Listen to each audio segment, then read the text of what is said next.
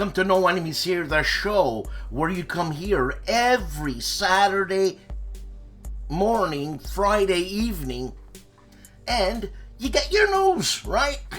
No politics, no religion, no sports. But could you believe those Habs? They suck! I want the Nordiques back. Tell Mo, I want the Nordiques back. But anyways, here's my mail I got this week from the people of importance. We start off with C3I Magazine, Roger B. McGowan, and look how comfy this guy is. Right?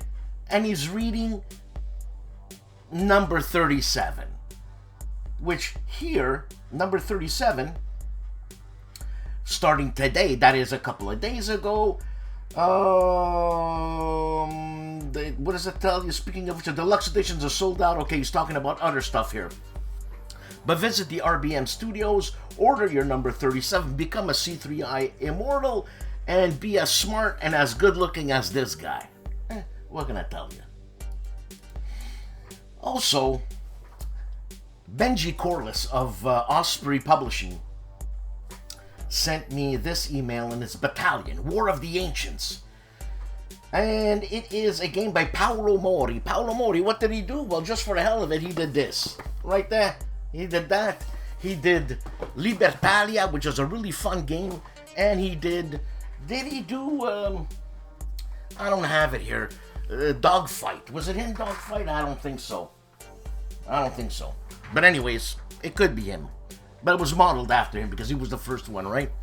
It's Blitzkrieg, World War II in 20 minutes. That would have saved a lot of lives, you know what I'm saying? So just check out on Osprey's webpage, Battalion War of the Ancients. This is a game by, like I said, Paolo Mori and Francisco Scirocchi. And it says, assemble your armies and maintain order in the dynamic tile-based war game inspired by epic battles from ancient histories. Alright, so number of players 2 to 4, ages 14 and up, 20 to 45 minutes, as is Paolo Mori's style. To play this game, you get a rule book, 144 tiles, 70 plus cards, 24 tokens, 2 boards, 6 dice, and 4 sector markers. Alright, so go on Osprey.com and either buy one of their books, you know, the seriously thousands of books on the subjects of why the Italian guns never fired a shot. You know what I'm saying? I'm joking, right? I'm really joking, because there was a Bersaglieri. My grandfather was a Bersaglieri. Actually, he never fired a shot. But anyways, we go on. Uva sent me something, and it's March Stellaris live stream that's happening as I'm recording this. And there's Gunther, Uva's designer son, genius, who is now live. But okay, so this is designer live stream March 8th at 2 p.m., which we are today as I'm filming this. And check out the show. I'm sure they're gonna have it on their website. Go to Academy Games and check out what they're talking about. Stellaris Infinite Legacy. This is supposed to be a monumental game. So it's the game writer is Eric Burgess. All right. Then if you got any questions, it says here Uwe Eichert for an update on the game and answer to your question. He might be there too. I don't know. I'm doing the show. I'm not checking out the thing. You know what I'm saying? A man's got to do what a man's got to do. And we go on. Flying Pig Games. Check this out, man. Herman Lutman should be proud, okay? Third printing of A Most Fearful Sacrifice. Third printing. Man. A two-player game. Civil War game, obviously. Gettysburg battle. And you know what? This game is so everybody loves this game, so I hear, and they didn't change anything. It's perfect. It's perfect. Perfect. And its map is 15 square feet of playing area with 526 pieces. You know what I'm saying? All right. And it employs the Black Swan system, a variant of the Blind Sword system. Black Swan, Blind Sword, Def Leopard, all kinds of stuff. And we go on to our last one. And I got an email from a guy called Rob Brennan, right? And it says, "Hi Dan, if you could be, it would be great if you could give us a plug for a little war game and long form board games event called CHIMERACON in Dublin, huh? Sláinte."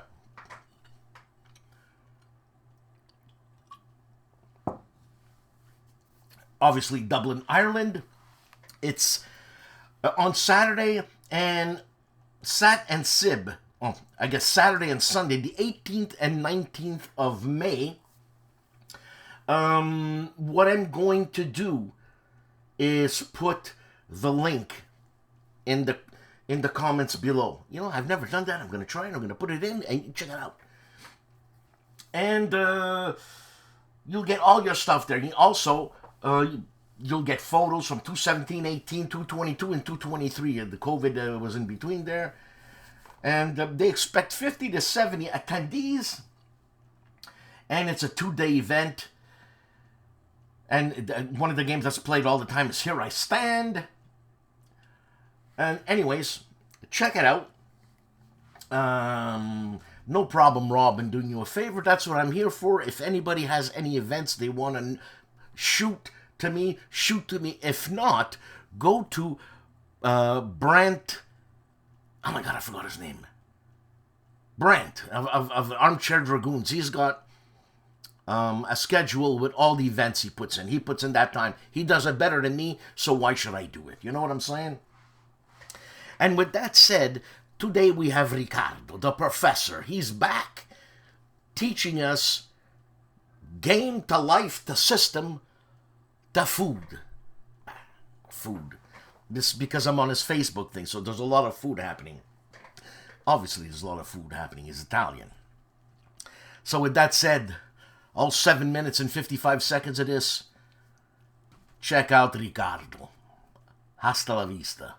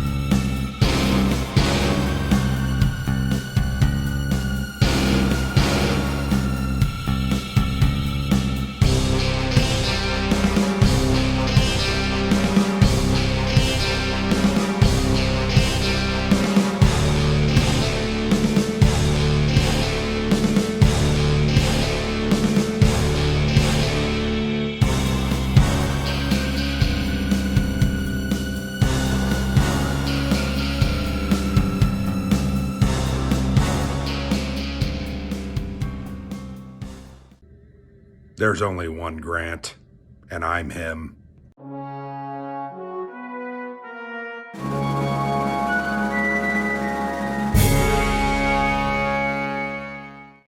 Hello everyone, this is Carlo Mazzini.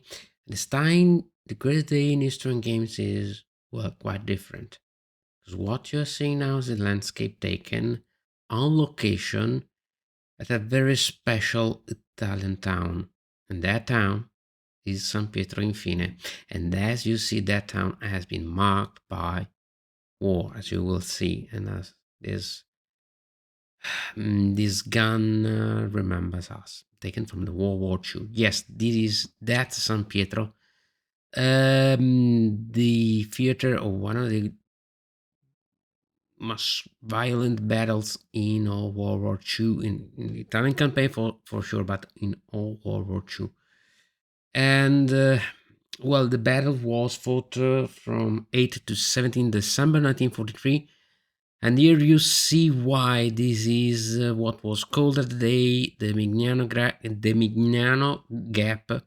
And that was the route that you have seen in the valley between the Mount Sambucaro and Mount Montelungo, Monte Sambucaro and Montelungo, was the Route 6, the route that led to Cassino, to Monte Cassino, to the main line, the main German defense line in at the end of 1943, Gustav Line. San Pietro was this town that was dominating the valley, and now we will see what remains of the town. So it was really a key strategic location, because of the route that passed through that valley, and that valley was nicknamed during and after the battle the Death Valley. It has been estimated that in general 1 ton of explosive or artillery and air and bombing explosives has been expended over every single square meter of the valley, just to give you an idea. And I was there at San Pietro for one of the conferences that were held for the anniversary of the Battle of Cassino, battle which was fought in February 19, and was fought just after and with the destruction of the abbey in 1944, in February 1944. But this was the battle that started it all. And I wanted to let you see what really we're speaking when we're speaking of an Italian town, the small town, the small village that you always hear about. The situation here was that American troops and Allied troops were caught here in this bottleneck between Montelungo and Monte Sambucaro, with this town just square in the center. And there were many assaults on the two mountains, the two nearby mountains, and some assaults also here against the town itself. And as you see, this is what an Italian town really looks like, an Italian hill town really looks like. It is not a nice village, with with the churches, small houses, some small houses that sometimes we see in movies. It is a labyrinth of ladders, whole houses, all put together, all those dead corners you see here. I am navigating here from what remains of the town that is perfectly preserved in the state and ruined state. It was abandoned after the battle, and you see, you have absolutely no cover, lots of dead corners. Everyone can shoot you from everywhere, and it is, I think, hellish to try. I was sweating, and it was not even hot. It was very tiring. It was had a lot of fatigue on myself, and I also had no equipment except my cellular phone on myself. But now imagine you have to navigate in this absolute labyrinth of the houses with all your battle equipment on, with your Garand rifle or your submachine gun, and you have German paratroopers everywhere firing at you, ambushing you, and at every corner someone with a knife or a grenade might come at you. It is really hellish. This is why was one of the reasons why the Allied Command decided that these kind of towns were essentially unassailable by direct attack. The losses would be too high, and so they decided to flatten those towns by artillery bombardment, or as in Cassino, by air bombing. You have all seen the images of the Abbey of Monte Cassino. It was destroyed by an air bombing in February 1944. A couple of days after, some days after, also the old town of Cassino down in the valley was destroyed as well. The problem is those bombings created this landscape that was even worse for fighting, because lots of ruins, lots of hiding places, perfect perfect terrain for ambushes. Rubbles give you ideal defensive cover, and so it was really counterproductive. And you might say, no, the civilian population, where has it gone? Where did they go? Well, they were partly evacuated by the Germans, and also they had warnings from the Allies, but many of them could just not leave their home. And so they took shelter from the bombings, from the fighting, here on the other side of the hill where the town lies. Really, it is a case of reverse slope, just like what you hear about Wellington at Waterloo. When someone is bombing your own side of the hill, you get to the reverse slope on the other side of the hill. And this was considered a bit more secure. San Pietro Infine is built on a hilltop, and the hill is made of tufo, which is a very soft stone, very highly. It is very easy to work, to dig, and so the inhabitants of the town took shelter. Here we are seeing now the very small stream that runs under the hill of San Pietro, and they took shelter in these caves. And we are about to see here. Here I am. You see, you're looking at the small stream now. Now it is almost dry. They created those caves. Some of those caves, there is a bit of contention here, because some of those caves are probably much older, possibly even of the town of San Pietro itself, possibly prehistoric. Some others were built as simple cellars, and some were built for the occasion. Here you are. Okay, here you see. And inside this, probably you cannot see that, but you have ladders, you have places to hide, to sit down, and to wait until the bombardment ends. And yes, there were civilian casualties, of course, here and in the other nearby towns, but most of the population took refuge, took shelter here.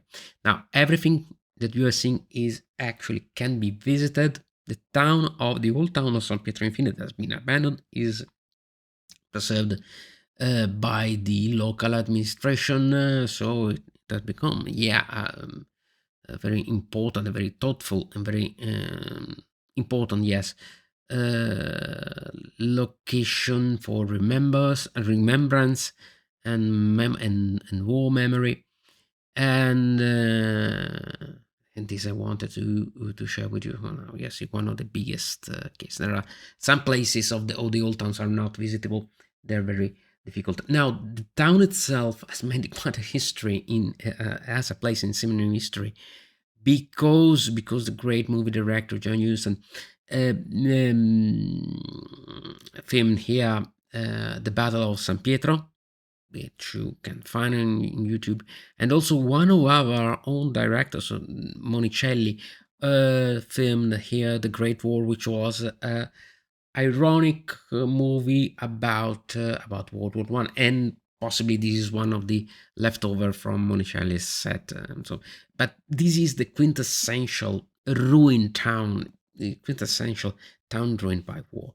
And now we're about to see another element. This is a bit more open and is quite easier to visit. This is the area around the old church of the town, so you get to see a bit better the urban development, the urban structure of the town. Lots of descents and rises and ladders everywhere. Lots of layers upon layers upon layers of houses, one above the other. And because those towns are really, they're really attached to the hills. They really follow the shape of the hills where they are. They are built. They are all built in local stone. These are all original houses. This is everything that was left after the bombardment. Some of the arches have been somewhat reinforced to avoid them falling over, but mostly they are mostly in the original state. I think that the church has been somewhat rebuilt because it is active by now, and now we are getting a bit deeper in the main part of the town. Those crossroads and other buildings. Now we are getting nearer.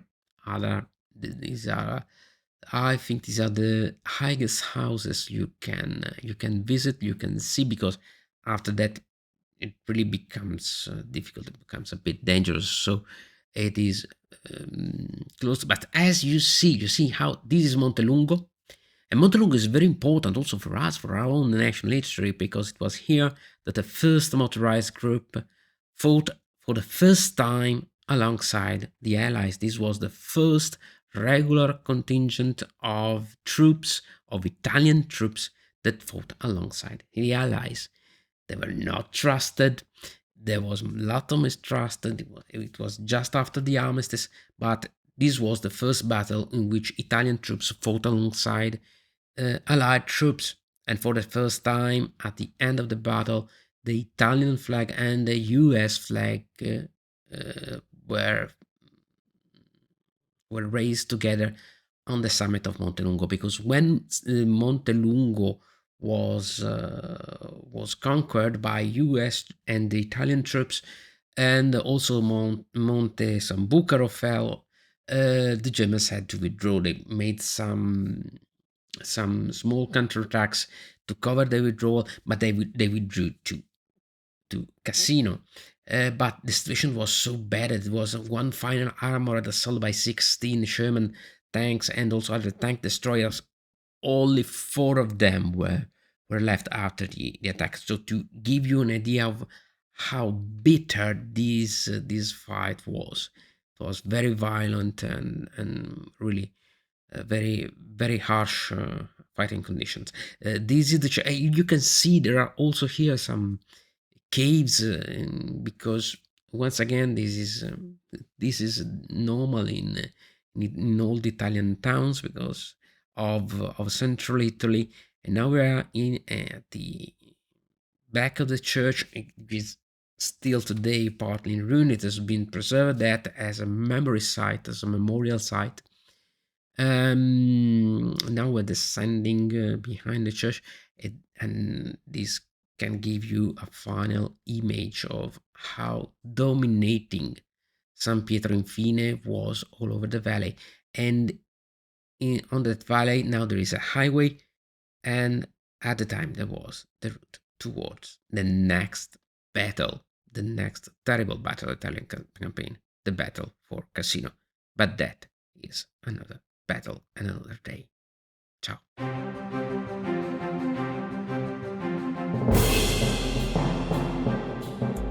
And here we go with the crux of the show. I'm a poet and I don't know it. The man who looks like a vampire, Mark Felton of Mark Felton Production, actually was working overtime this week for videos. Hitler's mini nuke, Germany's World War II mega bomb attack. Huh? You don't know stuff? He knows it. He teaches you, and then you know it. Then Goering, hero nephew. Oh, Goering's hero nephew, mercenary in Ethiopia, Finland, and Biafra. And last military to march with swastikas. I saw a little bit of it, but I was distracted. The phone rang or something. And then NASA Armored Unit astronaut APCs. Seriously?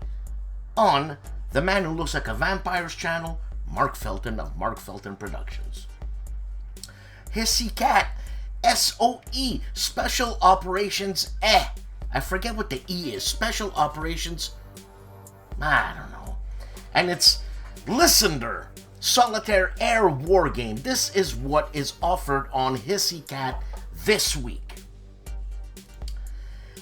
Compass Games Town Hall Episode 84 aired yesterday. Check it out. And I forget this lady's name, but let me tell you, man, she knows her stuff. Well, that's why Bill hired her or has her on. You know what I'm saying? Maybe one day he'll have me on, but I don't know my stuff. I'm a cheerleader. Artie of ARDWULF'S LAIR has 2 videos. One is Counterclipping Episode 163, and it's Hidden Information and the Paradox of Fog of War, plus the Chit Show with Dan and Artie. I'm Dan on Ramps to War Games. On Ramps to War Games, meaning like, I forget what it is, but it's, yeah, you know what, I forget. I don't know. On Ramps means what war game gets you started. You know.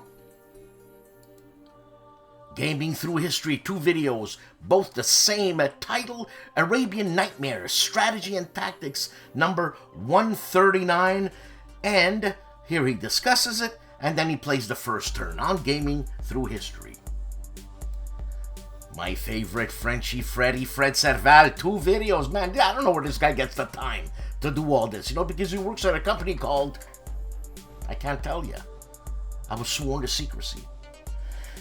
He plays Stelicchio, HOLLANDSPIELE, 1 crowd, 1 solo play, or one's a crowd, a solo playthrough.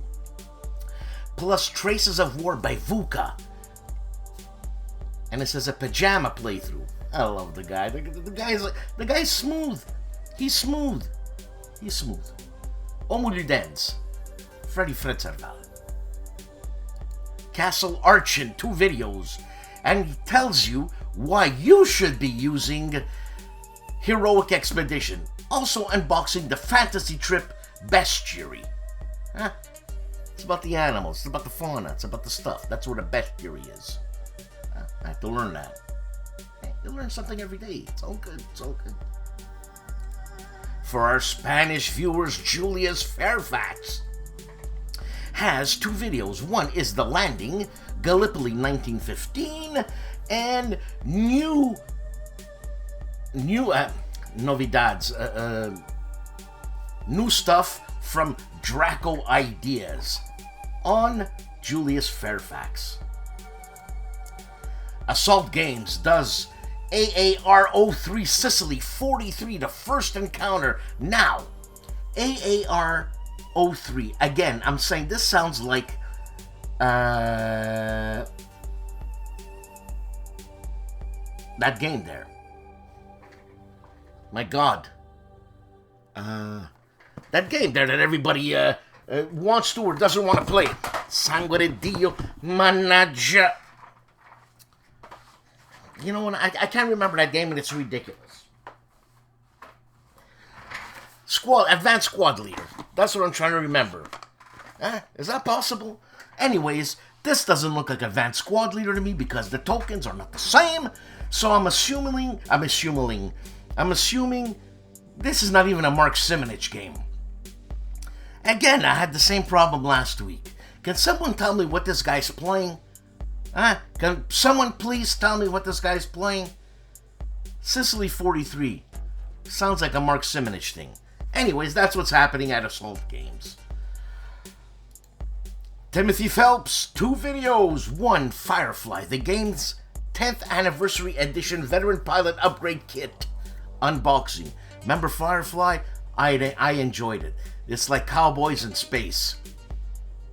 Plus Silent War 2.0, plus the IGN 2.0 campaign number 3, Turning the Tide, week 4, December 1943. This guy's still got 2 years to go, man.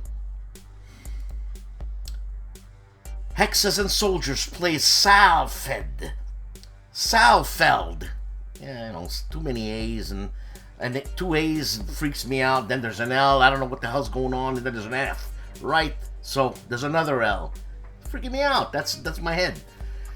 on Hexes and Soldiers. He plays that, and this looks like the system that Chad Jensen has for Gross Deutschland there. You know what I'm talking about. Yeah. And I hear it's a great system. You know. But I forget the game. If the game's not in front of me, if I don't have someone helping me throwing lights, billboards with notes, like, you know, I'm gonna forget. For God's sake. Yeah. Alright. So that's what's happening on Hexes and Soldiers. That great channel, that is History Hustle. One video, and it's the Kosovo Uprising, 1944 to 1945. Tito's last uprising to crush. That guy Tito was a badass. Tony of Tony's Board Life is playing The Lost Valley. Siege of Dien Bien Phu turns 3 and 4. This is a game by, and it doesn't look like it's a GMT game. Looks more like a Victory Points game, but it's not. I forget. What am I doing? What am I doing here? I forget everything. It's called old age, man. Or it's called living it up when you're really young, and this is what happens, because nothing is free in life. Check out Tony's Board Life for The Lost Valley. Combat Board Games looks at an Ares game, Ares magazine game, The Old Ares, an SPI game, Volume 6, Harry Harrison's The Return of the Stainless Steel Rat. You know what? That's fun. You know, that title just makes me wanna play the game. But then they gotta read rules, so you know what I mean? A squirrel went by. Gilbert Collins, my paisan from over there, plays a Compass Games, a twofer, Alexandros and I Am Spartacus. This is an introduction by a well-spoken man called Gilbert Collins, a Canadian. Ruffy of Rough Swordsman Wargamer has 2 videos. The Tony and Ruff livestream, Men of Iron, Norman Conquest, plus the War Room Live. And the subject is, what criteria do you use when buying a new game on Rough Swordsman Wargamer? My Own Worst Enemy, 2 videos, Battle of the American Revolution, Utah Springs, turn number 7, and the U.S. Civil War, intro/turn number 1. This is a Eric Lee Smith game, published by GMT. Simple History, 2 videos, but I think we saw this one last week. Guns disguised as everyday objects, plus, why did so many Nazis escape to Argentina? And okay, I've got a beef here, all right? I said no politics, no religion, no nothing, but I got a beef here, okay? And I don't know if it's politics, but look at the title on his video, Why Did So Many Nazis Escape to Argentina? Why is the Nazis, the A, supplemented by an asterisk? Meaning that there's an asterisk and not an A. Are we afraid to say Nazis? Does that mean that I'm a Nazi if I say Nazis? I'm recounting something from history, and the Nazis were there. I don't get it. I don't get it. I'm not going to get into it. All this on Simple History. Once upon a game, Kevin Kitchen's channel, he checks out Manila, the Savage Streets, 1945. This is an unboxing. Marco Omni Gamer, aka War Gamer, Quartermaster General East Front. This is a review. This is an Ian Brody game, and it's a game published by, I think, Soldier Plastic Company? I'm wrong, it's not. But this is their latest installment of the Quartermaster General. It's the East Front one, all right? And Marco reviews it, all right? And that's it. And there's no politics and no sports. Wise Guy History has 2 videos of the same game, and its opening term of Ride of the Valkyrie, 6th Panzer Army attacks, Vactum Rhein Gauss system. I just found out that that's the Gauss system. And number 2 is the 16th of December, the AM turn. Alright, that's what's happening on Wise Guy History. Yeah, I'm telling you. It's all good.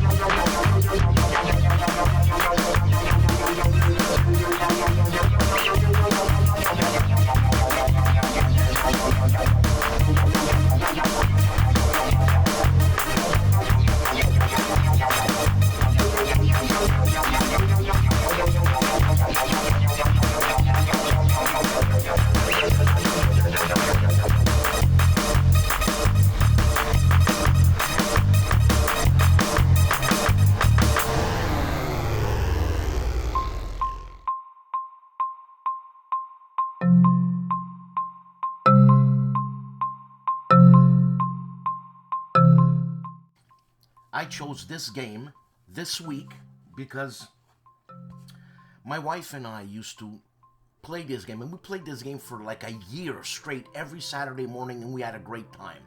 And that was D-Day Dice. So, I mean, I enjoyed that game so much, and because of nostalgia that I'm actually playing a game with my wife, I really got into it and she got out of it, you know what I'm saying? But I found this D-Day Dice Pocket. So it's basically the same game. Everything is cut out. You don't have any maps, but you have cards telling you what to do. You get all the dice. These dice right here. And it's a Yahtzee mechanic, right? So you can re-roll it twice. Sometimes to your detriment. This and that. But these are the dice, right? Red, white, and blue. Like old, whatever you call it, Old Glory, right? The American flag, if that's what they call Old Glory. If you happen to roll red, white, and blue with the same silhouettes on it, well, you gain those silhouettes, and sometimes you gain extra specialties, right? Like you can gain a Medal of Honor. Right? It tells you, and you do something else. Like, right, change battlefield die results to your choice. So you roll something, you play your Medal of Honor, and you change the dice to your liking for what you need at that point. And you got Memorial Cross, Silver Star, Purple Heart, Croix de Guerre, Victoria Cross, and Legion of Merit, which all does something. Plus, on the other side of the cards, you can gain people that come and play with you. By the way, this is a cooperative game or a solo game, right? It plays really good solo too. And these are these chintzy games I like. I like these games. What do you want from me, man? I got no time, big, that, 3-page rule book. I got no time.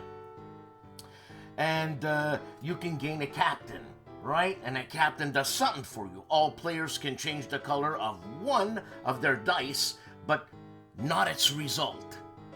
Like you can get an RWB, which offers you something. So it's different all the time, right? If that makes any sense. And like I said, the rule book, and there's 2 games in here. There's D-Day Dice Pocket and D-Day Dice Express. So these are the rules for D-Day Dice pocket. And these are the rules for D-Day Dice Express. It's one page! It's great for me. It's great. So besides the dice, there are other things like you roll for machine gun when you get to a certain sector, because you got to go through all the sectors, right? So when you get to a sector that has a machine gun roll, you got to roll it. And that's brutal. Brutal! All right? These are the instructions on what to do for Gold Beach, instructions on what to do for Omaha Beach, so on and so forth, right? This is, what is it, Point Jacques, Juno Beach, stuff like that. And if you got the game, this is the machine gun dice. If you have this game and the original game, you can use the special dice that they made for this game on your other game, machine guns, so you have more chances of being killed. Isn't that great? And you get a whole pack of dice like this there. Lots of dice, and there's that old machine gun dice. It's black. Black tells you you're gonna die. That's what black tells you. And you get a nice little bag like this with D-Day dice written on it. You know what I'm saying? Putting all your stuff in. And this is the back of the box. The back of the box. And it's made by some guy in Montreal called Emmanuel Oaken that I've tried to interview, but the guy's too busy. I tried. And let me read the back of the box. It says, got a few minutes to kill? Go conquer the beaches of Normandy. This small box contains 2 complete and epic games set during 1944 landings. Fast, fun, and easy to learn. These games can be played anywhere. That's what's great. Then there's D-Day Dice Battles, a push your luck game of the same thing. And D-Day Dice Express, actually, there's 3 games in here. I didn't even know that. And D-Day Dice Express is, you can play cooperatively 1 to 4 players. And you must conquer the beaches. So, my game of the week is D-Day Dice Pocket. Simple, stupid for people like me, but lots of fun, and replayability is just, you got dice. You know what I'm saying? So it's endless. And I don't know, you're going on a train to Schenectady, right? You're playing on the train. You have a great time, and people look at you like a weirdo. Anyways, that's my game of the week.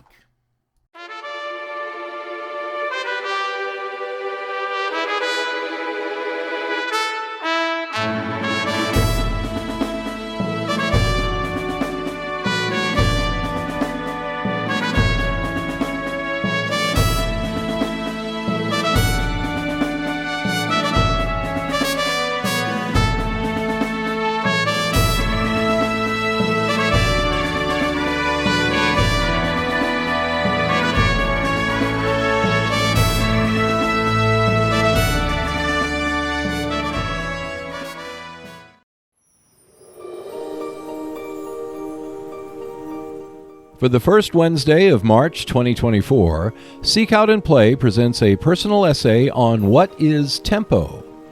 The video addresses the questions of what tempo means, how it applies to games, what are the best circumstances in which tempo can be the most effective, and while the term tempo is normally applied to chess, it can be applied to games in general, which includes wargames. For wargamers and gamers alike, this personal essay on tempo can help you better understand, or at least experience another point of view, of how it works for your next game. The player who understands tempo, and how it can be applied to their next game, will garner an important advantage.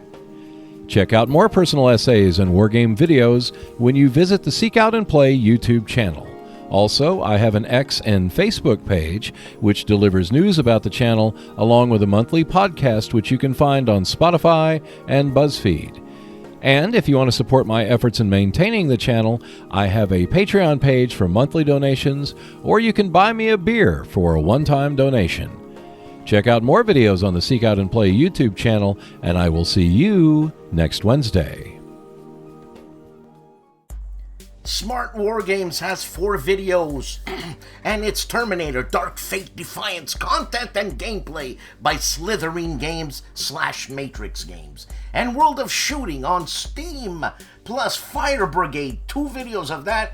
One is 1 hour, one is 4 hours and a half.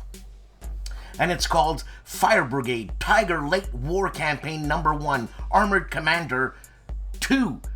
That looks pretty cool, but I don't know if the graphics are as I'm watching here, because I don't know. It's a fun game. I didn't watch it. If anybody's watched it, let me know. That's what's happening on Smart War Games. War of the Worlds, 2 videos, Terror in the Skies, the Grumman F6F Hellcat fighters of World War II, plus Verdun, the longest and most horrific battle of World War I on Wars of the World. For our Italian listeners, Mauro Faina has 1 episode of Il Giannizzero, and it's episode 22, and it is season 6, number 1, for pitiful stuff, I guess. It's in Italian, for our Italian listeners, Mauro Faina. The Content Man, ID Jester, this is what I could fit in. 8 videos. I'm sure he's got more. He's doing Spirit Island, 3 videos of Spirit Island. He's doing a touch of Evil Gothic, playthrough co-op solo, that is. A live open a box, 2 big packages, top 100 board game countdown, 10-1 with Phoenix Knight and Higher Ground Gaming. Plus, a touch of Evil random setup, and Castle Ravenloft, board game mission number 2. Find the icon of Ravenloft, solo. ID Jester, ladies and gentlemen. Unbelievable the amount of time he puts in this here.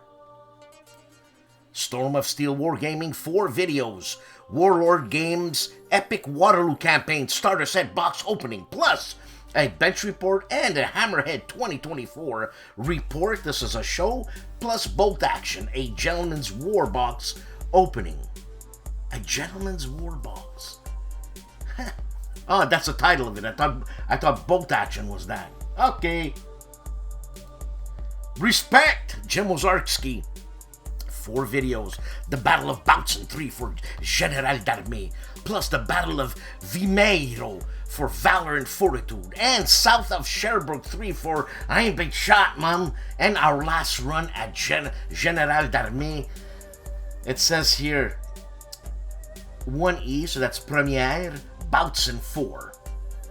Jim knows, respect, ladies and gentlemen. Legendary Tactics, 8 videos this week, they went nuts. 3D printing a War of Whispers board game, deluxeification, plus how to win at checkers. How to win at checkers, again, with some traps. Backgammon strategies. How to win a battleship, top 10 tips. Battleship, huh? Advanced Squad Leader Tactics Guide, The General Speaks. Must be the magazine. And 3-day printed Twilight Imperium 4th edition upgrades and top 12 vacation board games for every gamer. Now, if you're gaming every single day and you go on vacation, leave your games behind and join a vacation!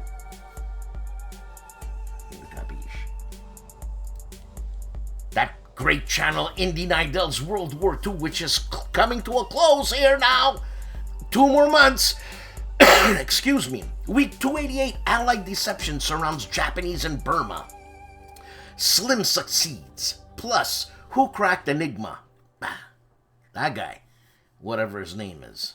I forget his name. See? Unbelievable. So, the True Story, No BS World War II documentary special. Alan Turing. And the Jewish Avengers who hunted Nazi murderers. These guys must have been brutal, man. Eee! You know what I'm saying? Cripe. Kings and Generals 3 videos. How Russia won the Second Chechen War. And Himyarite Himyarite Kingdom. Someone please phonetically help me out here. The Forgotten Empire of the Pre-Islamic Arabia and American Revolution, how the tide turned, Saratoga and Germantown on Kings and Generals. The Board Game Chronicles, 2 videos. First look at the last 100 yards, a Mike Denson game published by GMT, and how to play Triomphe à Marengo on the Board Game Chronicles. Pushing Cardboard. I've always wanted this game, I don't know why. Pushing Cardboard, unboxing Ramos Panzers. Look at that. Then there was also Stalin's Tanks and Mussolini's Pasta. I don't know, something like that. But look at that, he paid $11.97 for that. Not bad, not bad. And that's Shrink. Pretty good, pretty good. Where did he buy it? Probably Noble Knight. Agility Snips Gaming Table, 4 videos. Silent War Playthrough Part 5. Prime Minister Clockwork Solo Part 7. And it says The Greasy Pole. I have other visions when I hear that, but anyways. And then he plays Jeremy White's Atlantic Chase British solo playthrough and Skies Above Britain Chapter 1. I think this is with Gina Davis. Jeremy White, obviously. On Agility Snips Gaming Table. The one and only, and the one who started me on everything that I do now, STUKAJOE, Jose Ruiz, has one video in his video section. In his live section, he has other videos, but I'm presenting to you right now the video section. And he previews Stalingrad Roads. Now, I know Joe's been a strong supporter of Spanish games, which is great, because these guys make, some of the guys he showcases make fantastic games. All this on STUKAJOE. Juste Garde. New arrival, The Fate of All. Thin Red Line Games. Really, eh? Look at that. It's the first Thin Red Line game that's not World War II that I know of. What can I say? Military 1945 shows you German newsreel color number 4, 1945, Hans Ulrich Rudel's Ju-87 with twin 37mm cannons. That was something back then, man. I don't know how many rounds he could carry, but man, if you had 100 rounds per cannon, jeez, that's 20mm cannon, man. If I'm 37mm, what am I saying? 20mm. On Military 1945. Henry Hyde, 2 videos. Shot, Steel, and Stone. Rules for wargaming the Norse, I should say the horse and musket era in European and colonial settings. 2 videos of the same subject, video 4 and video 5 on Henry Hyde's channel.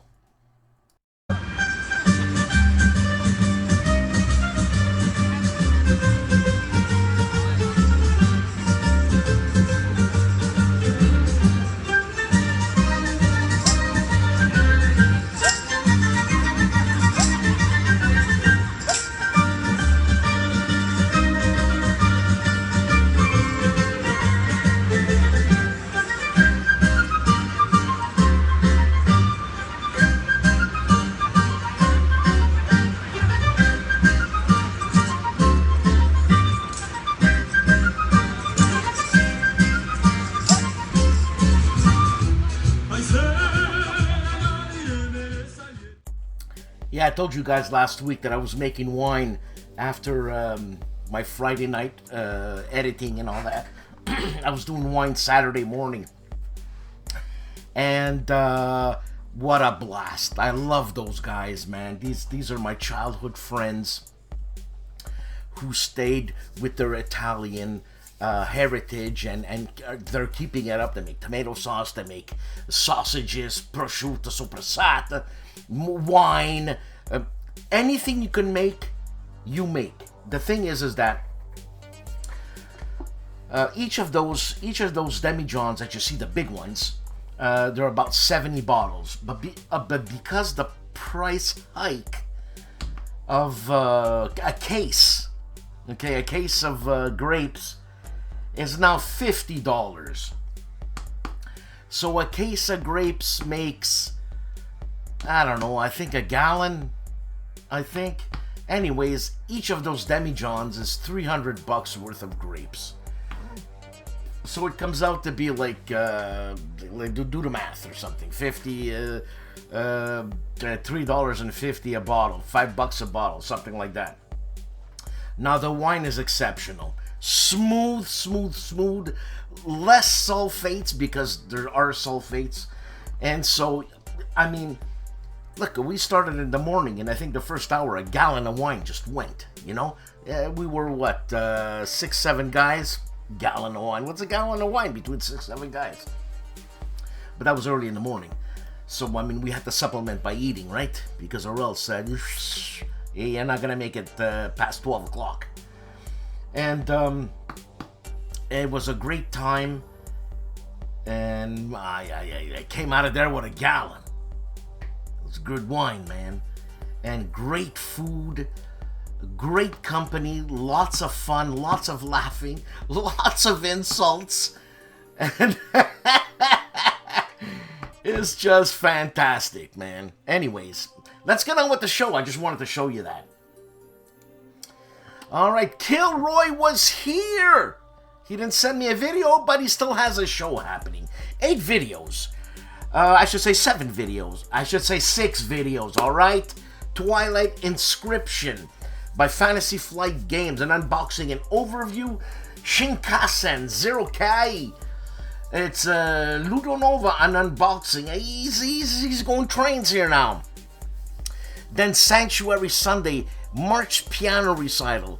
You know, Kilroy's younger girl, I think that's all I know. The younger girl, the one who wants to punch me out. Very talented, very talented.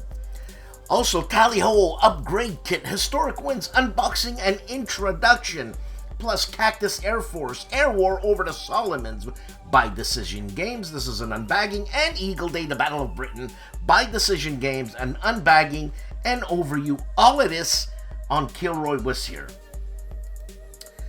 Chris Yates completes his Downfall, a game by Mike Denson. No, a game by John Butterfield and Chad Jensen. And he gives you his opinion. He's finished, and he looks perplexed to me. On Chris Yates. The Chief, bonding with board games and RPGs. 2 videos. The Plum Island Horror, Herman Lutman, and the old U.S. Army Medic Rally really plays Twilight 2000. So this is the, I forget what it is, but it's the RPG that we were playing with Dradis. His name was Dradis in the game, and we had to abandon it because of, we couldn't keep going every Sunday. We had all our stuff. But it was a great time. But you can continue watching this on Bonding with Board Games and RPG as the Chief takes you through it. For our Polish viewers, Michelle has 3 videos, and it is Ludi 2024 plus Grand Prix 2024 and a review of Puerto Rico, and if I'm not mistaken, this is an Uwe Rosenberg game on Wojennik TV for our Polish viewers. Lock and Load Publishing. Look at Dave. Look at Dave. That's Dave. David Heath. And the OG and Terry, the designer of Glory and Empire series. They give us a First Victories, Glories and Empires First Victory update. So check out the OG Terry and the slim man that is David Heath of Lock and Load Publishing talking about their game. Gamer Hudson, 3 videos, all 3 on the same subject, and it's Advanced Squad Leader Starter Kit number 1. 3 videos. One is the movement phase demonstration. The other one is the LLTC questions. 2 targets and LLTC questions. And the other one is mortar musings. So, you know what I mean? I know George Hiotis is watching this. You know, the Adonis. Not the Adonis, the Leonidas of... if he wants to be Adonis, he could be Adonis, but you have to ask his wife. But it's the Leonidas! Or Leonidas of ASL. But this is not it. This is Gamer Hudson. Later with George. Cutesy Poutsy Zilla Blitz! 4 videos. Grand Havoc First Look, U.S. Civil War War Game, Battle of Perryville, plus a monthly update, what he played, new games, wargaming, and board game channel update. Plus, Hellas, First Look, solo and 2-player Ancient Greece board game, and war game counter storage kits from Cube for Me, plus a $100 giveaway on Zilla Blitz. Check it out. GIMPY of the GIMPY Gamer 3 videos, February giveaway winner 2024.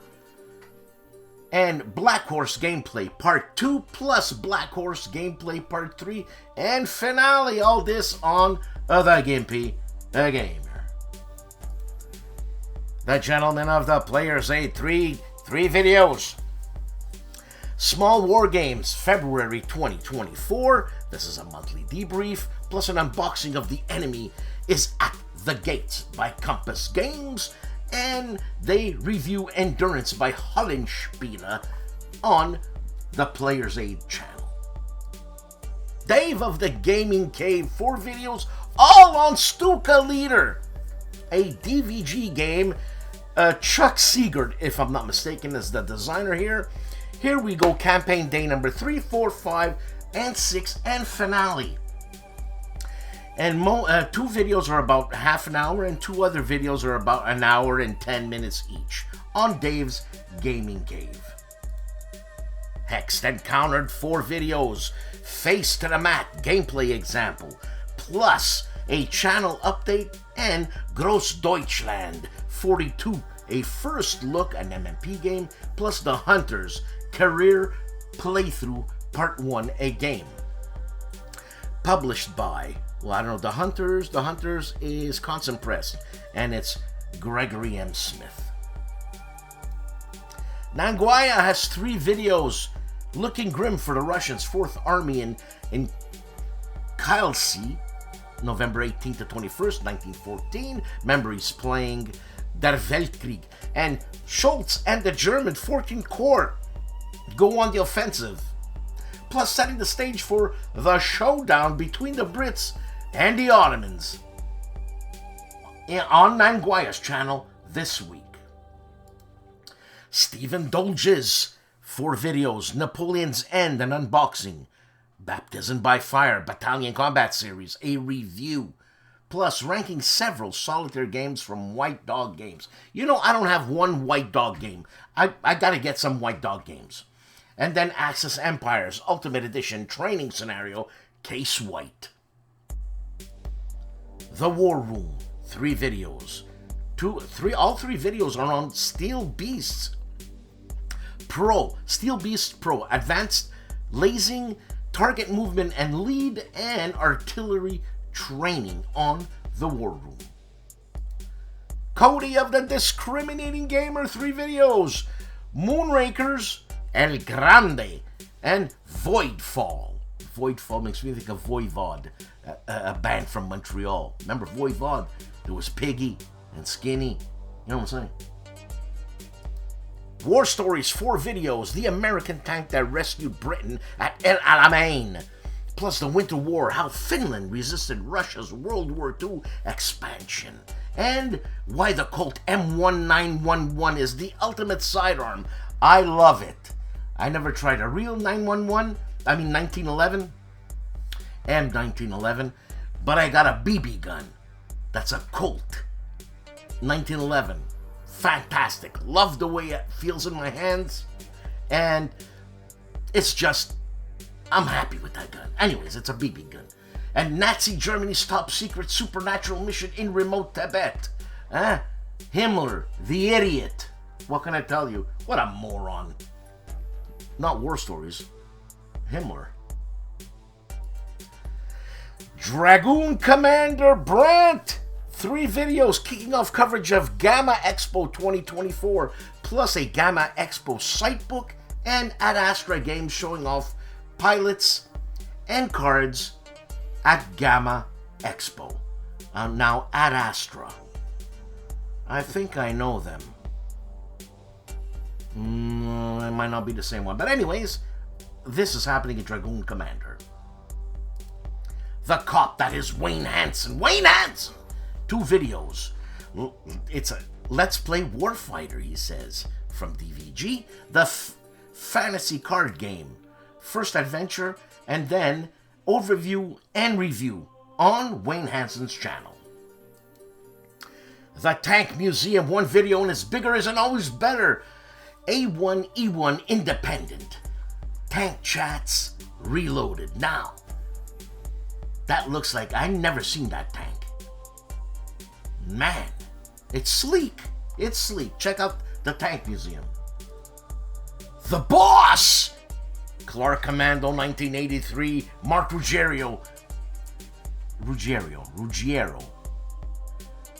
Work War 1 Deep Dive Der Weltkrieg number 4. He likes Der Weltkrieg. Actually, I don't think there's any game he doesn't like.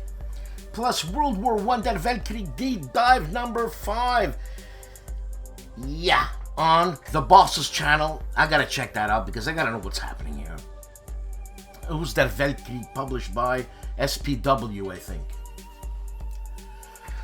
Prasutagus, the Orwell Wargamer, has 2 videos, and it's Veliki Luki. I love saying that, Veliki Luki, because that just rolls off the tongue, you know? It's like prosciutto. Veliki Luki, prosciutto. You know what I'm saying? Stalingrad of the North, Legion War Games, a Wargamer's view. Plus, Road to Independence, the American Revolution. An unboxing, and this is a game by... I wouldn't be able to tell you. I'm not gonna take a guess. There you go. Huh? Isn't that wonderful? I just sum up the channel, pique your interests, and you go for it. That's my job. The name of the game. 2 videos. Let's learn Starfleet battles. Lesson 2, Under Attack. Plus, and this is the Cadet Training Handbook. And plus, thanks you everybody, or thank you everybody. I'm looking at thanks. I figured, I don't know what's going on. 500 subs. He's 516. Congratulations, the name of the game. Andrew Chung, 3 videos. Tsushima, an introduction, 1 turn example and play, and final thoughts of the game Tsushima. Winter quartering for Italian viewers. Manila, the savage streets, revolution games. You know, I must have been brutal living in Manila. I know one guy from the Philippines, and it's John C.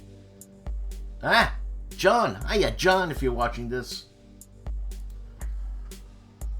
Charles Latora, 4 videos. GDW White Death, Veliki Luki. And turn number 2. Plus shelves, 5 to 10 games and books. Who's got some old games there? Some old SPI games. Nice going there, Charles. Plus a shelf 11, 1 game and a quick unboxing and a special guest overrunning my chocolate. Sounds like a cat to me. Plus on the table, OSG, Operational Strategy Game? OSG. La Patrie en Danger, MMP, Storm Over Jerusalem on Charles Latora's channel. Doug Weed of the Gamer's Closet, 2 videos. Peter Pan game, review on how to play. Hey, you don't have to play the game. You don't have to suffer. He suffers for you. Plus Game of Evil, Mitprine, Gagan, England. On Gamer's Closet. Plus the General Smitty on Smitty's game table has 1 video, and it's Horns of the Buffalo unboxing and analysis. This is the Anglo-Zulu War, and I don't know if they're gonna talk about Isandalwana, right? And the other one is with Isandalwana and Rourke's Drift, but that's Isandalwana, no? It's okay.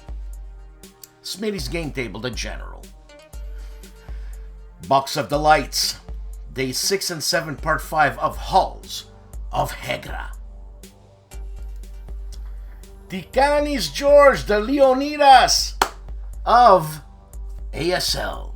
3 videos, second front, A Bridge and Devastation, Arnhem, plus 5 wacky reasons why I love Advanced Squad Leader. Plus, God, that's disgusting, but spam and eggs is Greek to me. Is it really, George? I eat spam. Spam and eggs, sure, I fried spam, but I never mixed it in like that, like a frittata. You know what I'm saying? What would your mother think? Huh? Would she be happy? Would you be happy, George? Fatty Stowe, George. U-Boater 658. WNP Missions number 5. Wing in a Prayer. Abbeville. Or Abbeville, but Abbeville. Success, then Tragedy. With an AI story. Well, that's interesting. How do you weigh it? I'm going to check it out.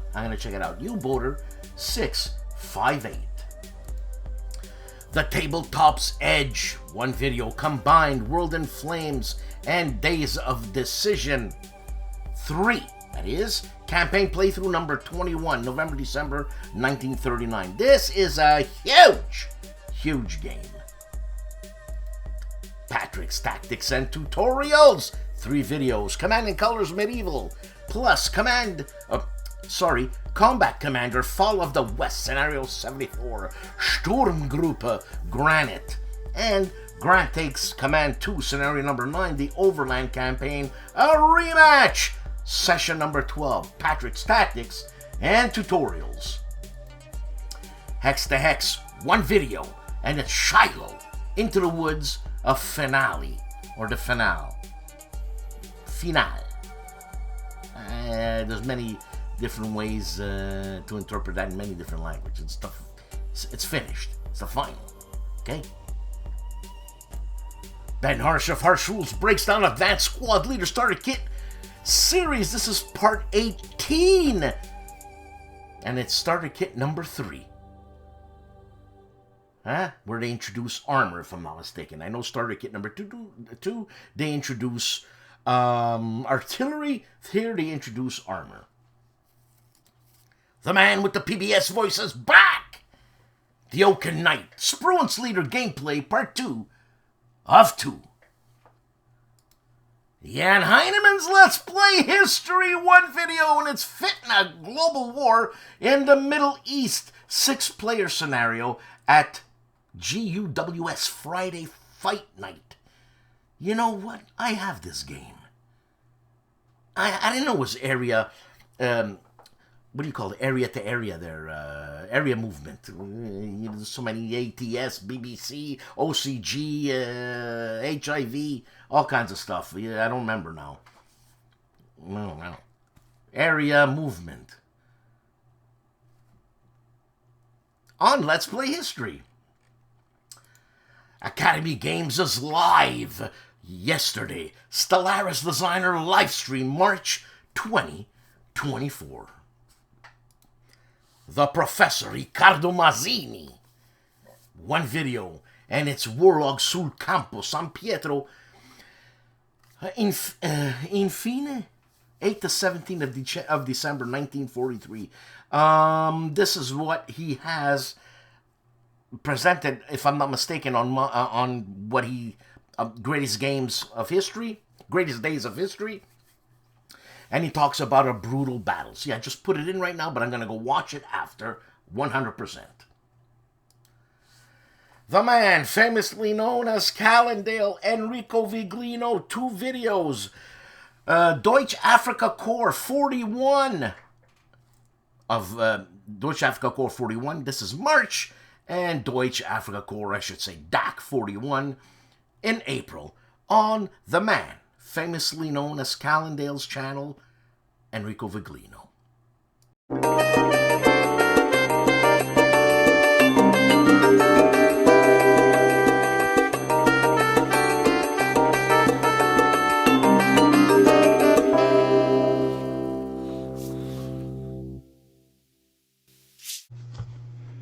Howdy folks, it's Meandering Mike, Man Cave of Madness. This is my weekly channel update. As you can see here, it was a short week video-wise, just 2, but it was a long week video-wise in terms of editing and splicing and doing all that great stuff. So you can see there's a last week's weekly channel update and then a solo playthrough of the Struggle for Zorn, the Red Blight. Last week I did my how to play on that game, which clocked in at 3 hours and 55 minutes. This one is a mere 3 hours and 41 minutes long for the solo playthrough. So like I said, a long week video editing wise. So next week we'll return to doing unboxings, 1 or 2. We'll also start playthroughs returning to our American Revolutionary War in the West. Along the Mississippi, we will either do Attack on Cahokia and or Battle of St. Louis. Not sure if I'm going to try to do them both at the same time or one after the other.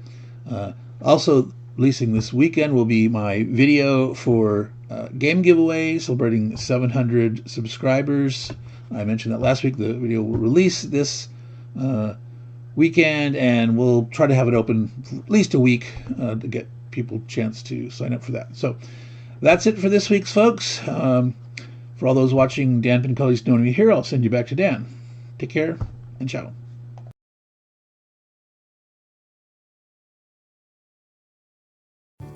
Another week, another show. Please like, subscribe, and support this channel. It's funny, subscriptions. I don't think I've had one subscription in the last 3 months, if not more. I don't get it. I don't get it. Now, if people watch, please subscribe. It helps me out, you know. And with that said, thank you to our contributors. If you'd like to be a contributor, please get in touch with me. I'll give you the guidelines of what needs to be done, and I just, you know, might write a piece of music for you and do a little opening. You know what I'm saying? I've done it for a few people. They came on once, maybe twice, and then they ran away. What can I say? Have a good weekend. I hope you enjoyed this show. This was a long one. And be nice. And have a good weekend.